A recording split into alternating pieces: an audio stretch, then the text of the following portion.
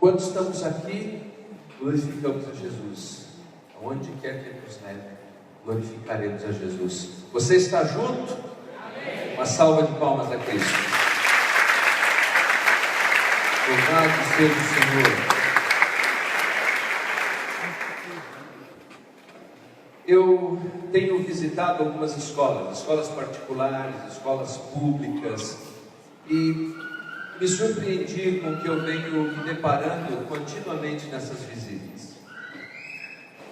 Cada sala de aula em que eu entrei, no ensino fundamental, no ensino médio, olhando para as crianças, olhando para pré-adolescentes e adolescentes, eu perguntava: o que você quer ser quando crescer? A maioria deles não tem a menor ideia. A maioria deles não tem nenhum sonho, nenhum desejo. Não me admira o desinteresse pela escola, porque quem não tem sonho, não tem desejo, não quer chegar a lugar algum, não consegue ver na escola parte de processo, porque se não se vai para lugar algum, não existe processo nenhum. Mas pensando nisso, eu correlacionei esse fato de que o povo de Israel viveu o mesmo tipo de experiência, uma experiência de um povo que não mais tinha sonho. E era assim porque nós sabemos que o livro de Gênesis foi escrito por Moisés. Moisés foi o libertador de Israel, o homem que Deus usou para libertar Israel. E imagine você, aquele povo esteve vivendo sob o regime de escravidão por 400 anos, ou 430 anos. Vovô foi escravo, papai foi escravo, eu sou escravo. Eles pensam como escravos, eles comem como escravos, eles vivem como escravos. E que sonho tem um escravo? Eles não tinham mais nenhum sonho. É por isso que Moisés escreve para essa audiência original o livro do Gênesis, o livro do princípio, o livro do começo. E nesse livro ele desnuda uma verdade espiritual tão importante. Ele diz àquele povo de coração escravo, encurvado, diz: quando Deus pensou em vocês, Ele não pensou em escravos. Ele pensou em gente que era a sua imagem e a sua semelhança. Se você está aqui nessa noite escravizado por qualquer coisa, por álcool, por drogas, por prostituição, por pornografia, por relacionamentos doentios, o que quer que seja, quando Deus pensou em você, Ele não pensou no escravo, Ele pensou em alguém livre, criado à sua imagem e à sua semelhança. Foi isso que Deus pensou. Mas não apenas isso disse Moisés. Moisés foi adiante. Ele conta para aquele povo de Israel que eles tinham um patriarca chamado Abraão. E esse Abraão teve sonhos, visões, e Deus fez um pacto, uma aliança, dizendo: eu vou fazer de você uma grande nação, eu vou abençoar os que te abençoarem, amaldiçoar os que te amaldiçoarem, e por meio desse povo serão benditas todas as nações da terra. Gênesis 12, Gênesis 15, Gênesis 17. Mas não apenas isso. O filho desse patriarca, Isaac, teve outros filhos, e um desses filhos é Jacó. Jacó um dia tem um sonho, num lugar que ele passa a chamar de Betel, a casa de Deus. Ele vê uma escada que desce do céu e toca o chão, vem ao encontro dos homens. Deus tomando a iniciativa de vir ao encontro dos homens. Ele disse: ali era a casa de Deus. Ele está dizendo: veja, essa é a história de vocês. Vocês não foram para o Egito para serem escravos. Houve um tempo que vocês foram para o Egito Porque um dos patriarcas, chamado José, ele foi corregente, ele foi primeiro-ministro. É aí que começa a história de vocês. A história de vocês não começa como história de escravos, mas começa com sonho. Voltem a sonhar, Israel. Volte a ter sonhos lindos, Israel, porque o Senhor teu Deus é contigo. Sonha, Israel. Mas eles pensavam: como podemos sonhar? Nós somos apenas escravos. Mas no livro de Gênesis, no capítulo 37, Moisés fala: deixa eu contar a história de José. Nessa história vocês vão ver a importância, não de qualquer sonho, de qualquer ambição humana, mas daqueles que são sonhos de Deus. Abra por favor a sua Bíblia em Gênesis capítulo 37. Se você não souber onde é Gênesis, vem aqui na frente que eu vou orar por você.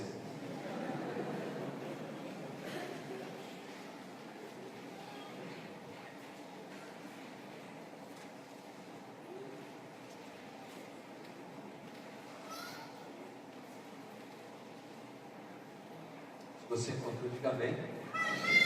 A palavra de Deus diz assim: habitou Jacó na terra das peregrinações de seu pai, na terra de Canaã. Esta é a história de Jacó. Tendo José 17 anos, apacentava os rebanhos com seus irmãos. Até aqui, porque nós vamos pensar alguns textos. Note que o relacionamento de Jacó com José, seu filho, é um relacionamento tão estreito que as suas biografias se confundem. Vocês perceberam? O autor começa a dizer: essa é a história de Jacó, tendo José 17 anos. É uma relação muito próxima. E por que é assim? Porque no ano de 1886 antes de Cristo, nasceu um bebê. Isso está no capítulo 30 de Gênesis.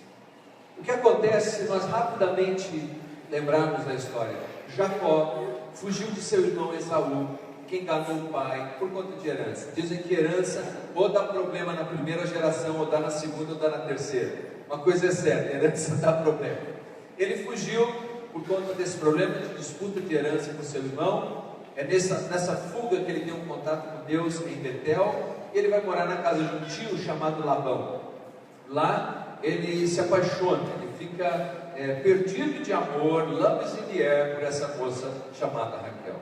E ele faz uma proposta: ele não tem dinheiro para pagar um dote, que era costume na época, é costume hoje ainda em algumas sociedades, por exemplo, no continente africano e na Índia também, e em outros lugares. Mas seja como for, ele não tinha condição de pagar o dote. Então ele diz: olha, eu trabalho por essa moça porque eu amo demais essa moça.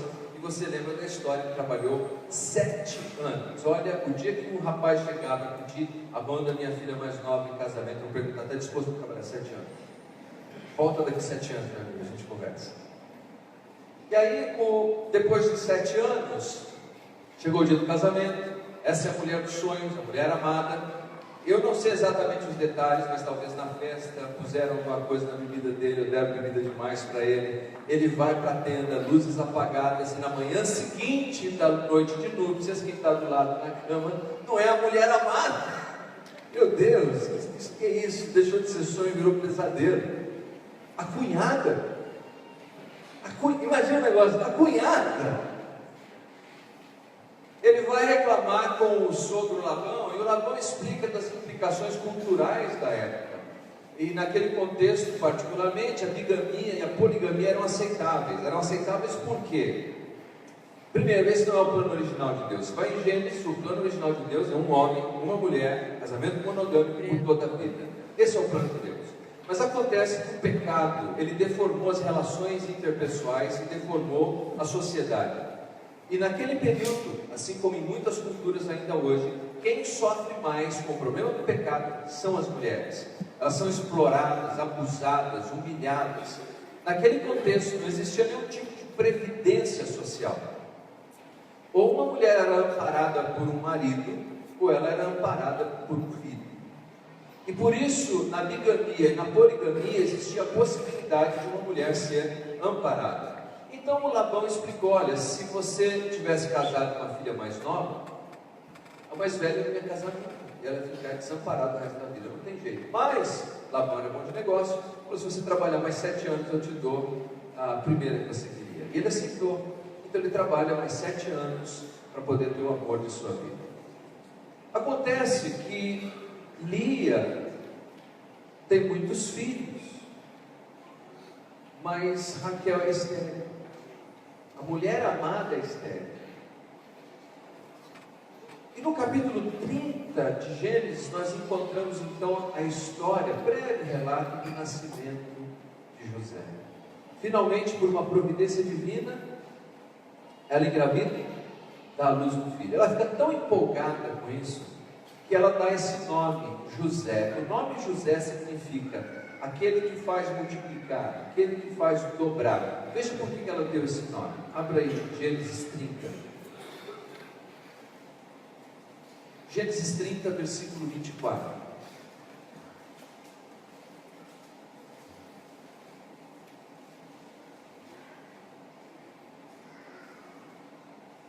E lhe chamou José, dizendo: dê-me o Senhor ainda outro filho. Ele é o dobrador, ele é o multiplicador. Agora que eu tive esse filho, eu chamo de José, multiplicador, ou aquele que acrescenta. Eu vou ter outro filho. E é curioso que de fato isso se cumpriu mais tarde, com o nascimento de Benjamim, anos mais tarde, mas também se cumpriu na vida do próprio José, que vai ter 2 filhos, exatamente 2 filhos, dobrador, multiplicador. Muito interessante isso. Mas quando nós olhamos esse menino nos braços de sua mãe, sendo amamentado por ela, antes do Gênesis 37, antes dos sonhos, antes dele ser um ministro, antes dele ser vendido como escravo, ele foi um menino, uma criança. O reino de Deus é das crianças, disse Jesus.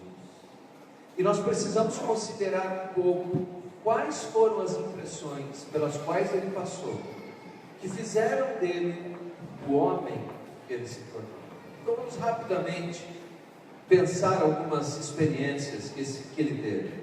Por pelo menos 6 anos ele viveu dentro desse contexto, com Labão e com Jacó e suas múltiplas esposas, e uma experiência de bigamia e de poligamia. Mas note você, no versículo 25, o impacto do nascimento de José sobre a vida de Jacó. Diz assim: tendo Raquel dado a luz a José, disse Jacó a Labão: permite-me que eu volte ao lugar e à minha terra.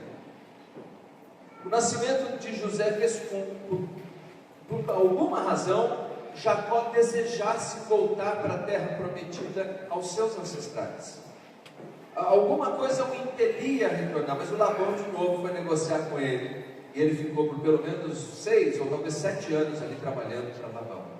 Mas Deus o abençoou de tal maneira, que nós podemos ver no capítulo 30, no versículo 43, que ele se tornou um homem muito rico. Veja o versículo 43, e é uma referência a Jacó.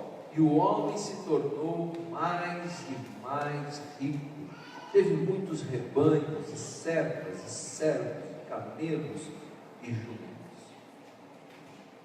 Durante 6 anos, José pôde observar o seu pai, por meio da sua engenhosidade. Depois você lê a história com calma, você fica leu, enriquecer.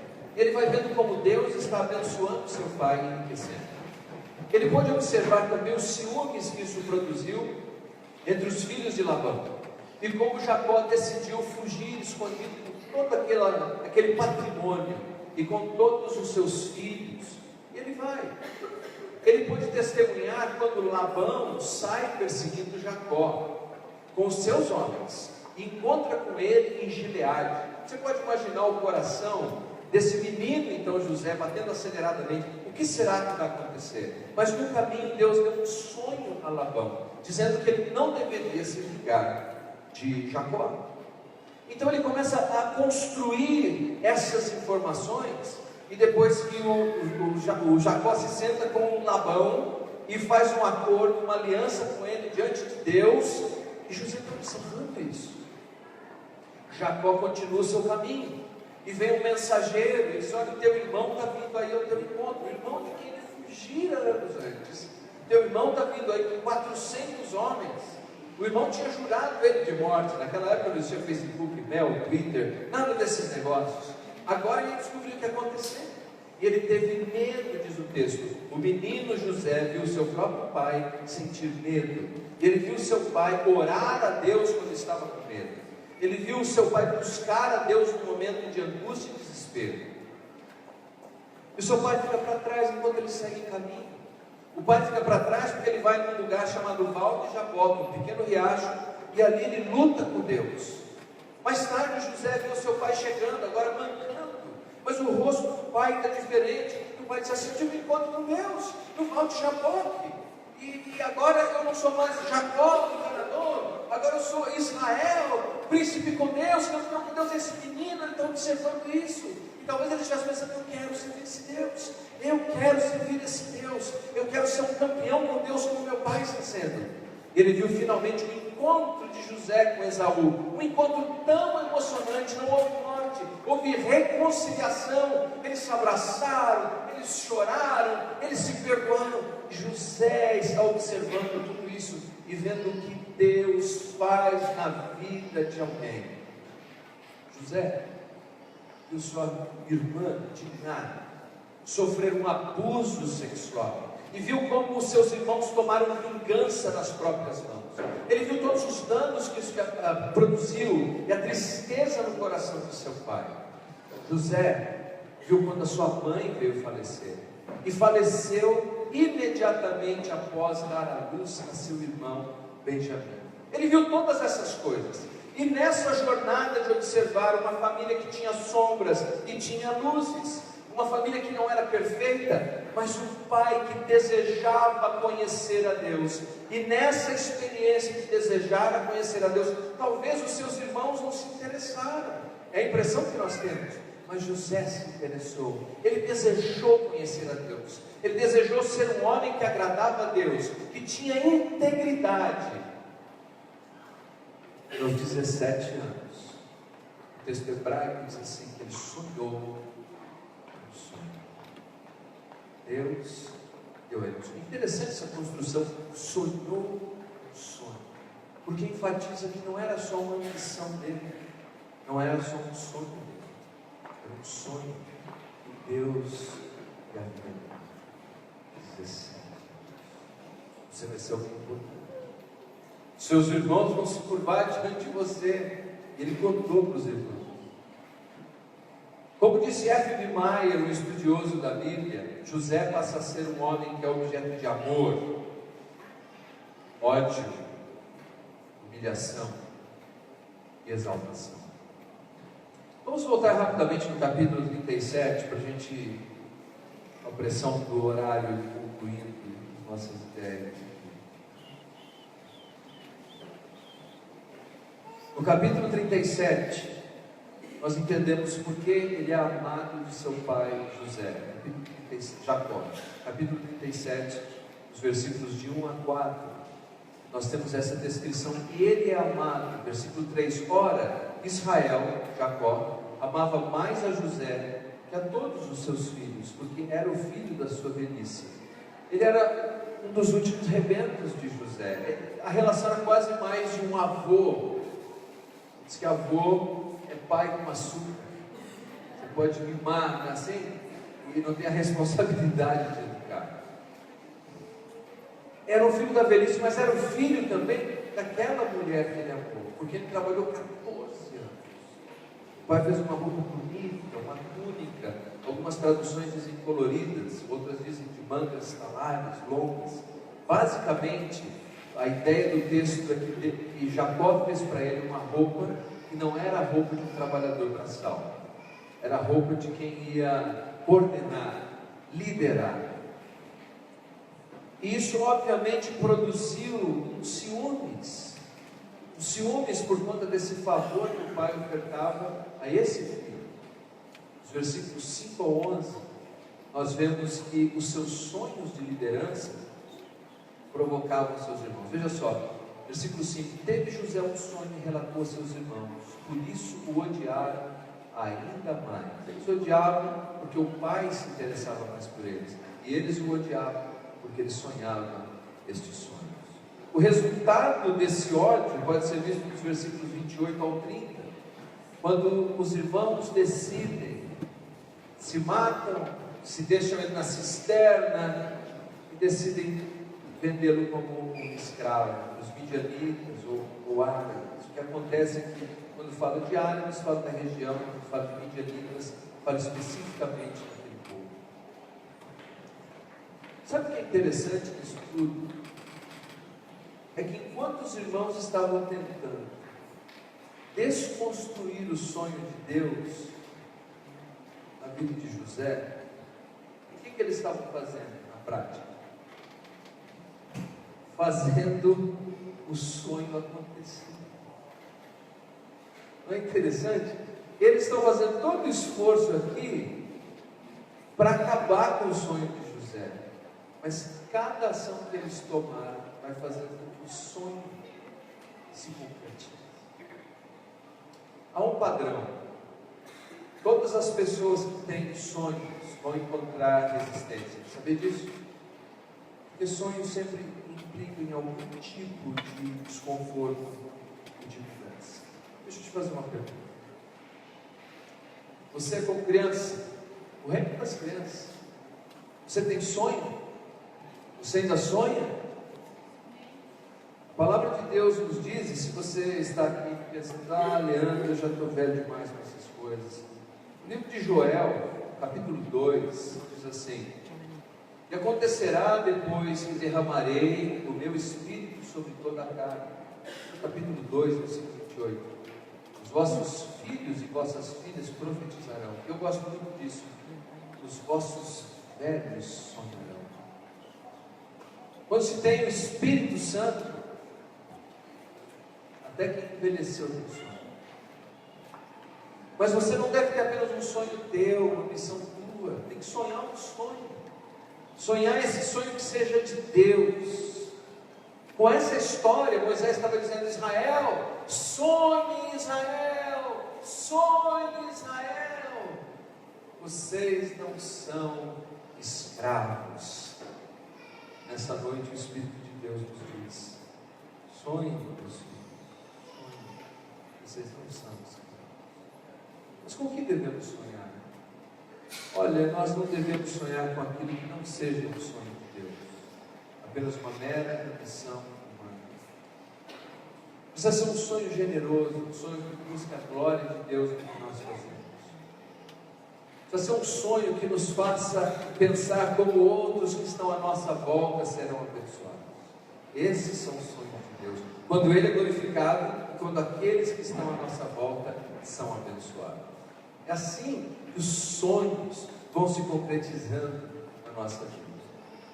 Deixa eu contar para você como Henry Ford sonhou.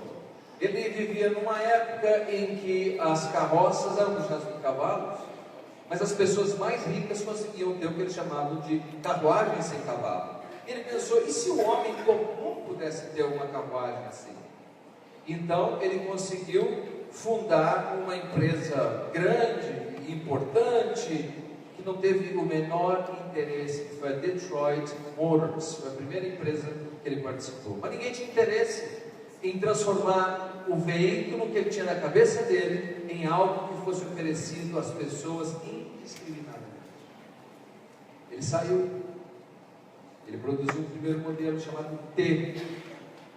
Primeiro ano, algumas unidades foram vendidas, mas em pouco tempo, 8 anos de trabalho, 500.000 unidades foram vendidas. Sonho. Ele ousou. Mas a gente nunca vai conseguir cumprir alguma coisa se a gente não tiver essa coragem de ser como criança. E imagine você o que estão fazendo hoje. As crianças não estão mais sonhando. Nós precisamos da ação do Espírito de Deus para fazer crianças, adolescentes, homens e mulheres voltarem a sonhar. Eu sonho em ser um bom pai. Eu sonho em ser um bom marido. Eu sonho em ser um homem íntegro. Eu sonho em ser uma pessoa produtiva. Eu sonho em ser alguém que abençoe aqueles que estão à minha volta. E você sonha com o quê? Sonha, Israel. Vocês são livres. Ninguém é tão velho que não possa sonhar ainda. Sonha, Israel. Vocês são livres. Por que sonhar? Primeiro, porque quando sonhamos nós temos direção. Eu quero chegar lá. Eu quero chegar lá. Quando eu ainda era um adolescente, novo convertido, sentado no fundo da igreja, eu dizia: eu quero ser um pastor. Eu sonhei com isso. Sonhei com isso. E um dia acordei pastor. Não, você não é piada, né? Eu gostei dele. Eu sonhei com isso. Quando nós estávamos nos Estados Unidos, eu fui viajar, ele sonhou com o projeto Fazer Diferença. Ela escreveu no papel, ela me mostrou o ônibus, como que ia ser a cor do ônibus, quantas crianças iam ser atendidas. Mais de 600 crianças já passaram pelo projeto. Começou com sonho. Quando começamos a nossa igreja, o segundo prédio que nós tivemos foi na Maria Osório do Vale. Tinha uma sala que tinha carpete. Me perguntaram: essa sala carpetada vai ser a sala pastoral? Quase não tínhamos crianças, tínhamos pouquíssimas crianças. Quem é da época lembra? Eu disse: não, essa sala vai ser a sala das crianças. Eu sonhava com o dia, quando nós íamos ver um altar repleto de crianças. Porque você sonha. Você precisa sonhar, mas não sonhar os seus sonhos, sonhar os sonhos de Deus, sonho da direção, o sonho da perseverança. Quando José é vendido como escravo, acusado de traição, lançado no calabouço, qual será que era o combustível da sua integridade, para dar sua perseverança? Eu sonhei um sonho de Deus, esse sonho vai se cumprir um dia. O sonho nos dá perseverança, o sonho nos dá prioridade. Não, eu não aceito fazer isso com a minha vida. Eu não vou comprometer a minha integridade, porque eu tenho um sonho que é maior do que isso que você está me oferecendo. O sonho valoriza o nosso trabalho. As pequenas coisas que nós estamos fazendo agora vislumbram aquilo que ainda será, e a gente continua fazendo. Faz com que a criança vá para a escola e fale: eu odeio escola, mas eu amo o sonho que Deus me deu, eu vou para a escola. O sonho nos dá isso. Vincent Lombardi colocou muito bem. Ele disse assim, que quando a gente sonha, a gente acorda finalmente num campo de batalha, exausto pela batalha, mas feliz pela vitória. Sonhe com um casamento melhor, sonhe com uma família melhor, sonhe com uma vizinhança melhor. Provérbios 29:18 nos diz que onde não há profecia, onde não há visão, onde não há sonho, as pessoas se corrompem. Sabe por quê? Porque quando não temos mais nenhum sonho, nós caímos numa posição como se fôssemos um lago de água parada. Todos os exemplos da Bíblia de quem ficou nesse estado fez com que eles entrassem em deterioração.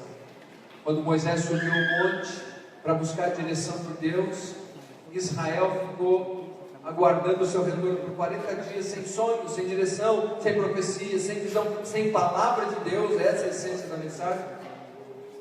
Eles fizeram o maior carnaval registrado no livro. Orgias de toda sorte se corromperam. Quando o rei Davi ficou no palácio, parado, sem sonho, era tempo dos reis irem à guerra e ele não foi, e não havia mais sonhos. Ele não só caiu num terrível ato de adultério, como também de homicídio doloso. Não podemos ficar parados. Nós precisamos de Deus. Eu não quero ser seu ponto, uma Bíblia, eu quero ser uma frase inteira de Deus. Me dá o teu sonho. Eu quero compartilhar com você algumas sugestões práticas que nós vamos concluir por essa noite. Uma criança deve sonhar. José cresceu nesse contexto em que o sonho era permitido, a sua imaginação era exercitada e, acima de tudo, o desejo de servir a Deus.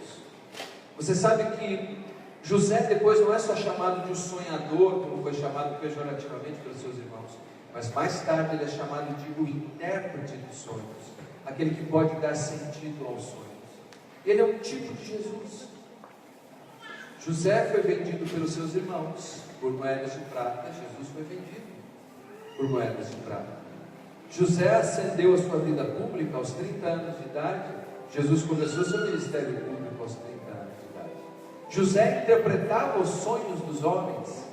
Jesus dá sentido aos nossos sonhos. Jesus dá sentido aos nossos sonhos. Ele canaliza, dá rumo, ele dá rumo. Então creia. Aqui minhas sugestões práticas, se você quiser anotar. Primeiro, creia que Deus capacitou você. Se você não crê nisso, vamos começar. Você é uma pessoa maravilhosa, você é um projeto de Deus, tem 12 talentos em você. Creia nisso. Segundo, abandone o orgulho. Gente orgulhosa só pensa no status. Quem pensa em status nunca corre nenhum risco. Não abre mão de nada na vida, porque quer abraçar todas as oportunidades em nome da aparência. Mas quem sonha não é assim. Quem sonha corre risco. Abre mão do status, da aparência. Terceiro, cultive essa santa ambição. Essa santa ambição. Deseje ser alguém melhor. Não se contente de ser alguém medíocre.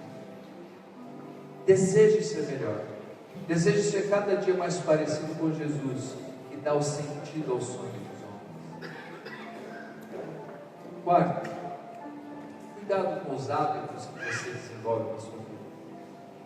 Os hábitos fazem com que a gente se comporte de uma maneira mecânica, não pensada, não avaliada. Quebre isso na sua vida. Quebre essa maneira inflexível e rotineira de pensar. Deus, me deixe pensar fora dessa caixa. Deixa eu considerar as possibilidades. E último conselho que eu gostaria de te dar sobre sonhos.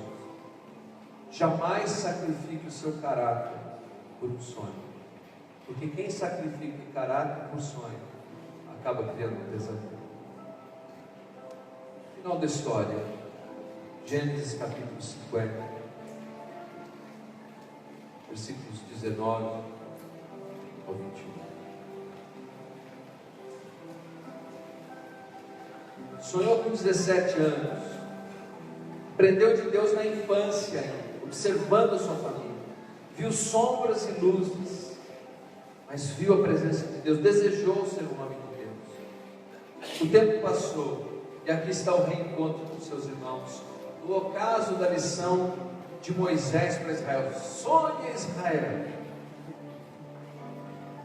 Respondeu-lhes José: não temais, acaso estou eu em lugar de Deus? Vós na verdade tentaste o mal contra mim, porém Deus o tornou em bem, para fazer como vedes agora, que se conserve muita gente em vida. Não temais, pois eu vos sustentarei a vós outros e a vossos filhos. E assim os consolou e lhes falou o coração. E como estavam os irmãos? Que posição estavam os irmãos? O versículo 18 diz: depois vieram também seus irmãos, prostraram-se diante dele e disseram: eis-nos aqui, meus servos. Vocês me tentaram mal, Deus o tornou bem. E sonha o sonho de Deus. Não importa o que enfrenta na vida, Ele sabe que todas as coisas cooperam para o bem daqueles que amam a Deus e são chamados segundo o seu propósito. A coisa mais linda a respeito de uma criança é isso. Ela sempre enxerga a possibilidade de algo especial acontecer. E você? Então aprendemos nessa noite. O José, o menino José, desejou fazer de Deus a grande prioridade da sua vida. Vamos ficar de pé, vamos orar.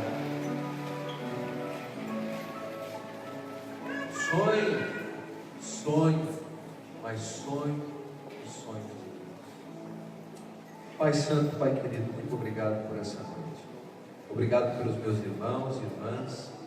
Obrigado pelo privilégio e oportunidade de estarmos aqui. Obrigado pela Tua palavra. pelas experiências de José, Senhor. Obrigado, Senhor, porque observando a vida dele, nós notamos como é importante um ambiente, mesmo sendo imperfeito, que Deus seja enfatizado. Nós queremos enfatizar Jesus no nosso lar, na nossa casa, na nossa caminhada. E queremos desejar com as crianças, cultivar sonhos que te glorifiquem e sonhos que abençoem aqueles que estão à nossa volta. Pai, há muitas pessoas que estão aqui hoje e estão desanimados. Estão desanimados com a família, estão desanimados com a carreira, estão desanimados com o país, estão desanimados, Pai. Mas nessa noite, as palavras inspiradas pelo Teu Espírito, comunicadas por Moisés, possam lhes servir de encorajamento, que eles possam sair daqui, aquele que dá o sentido ao sonho dos homens. Nós oramos. Você recebe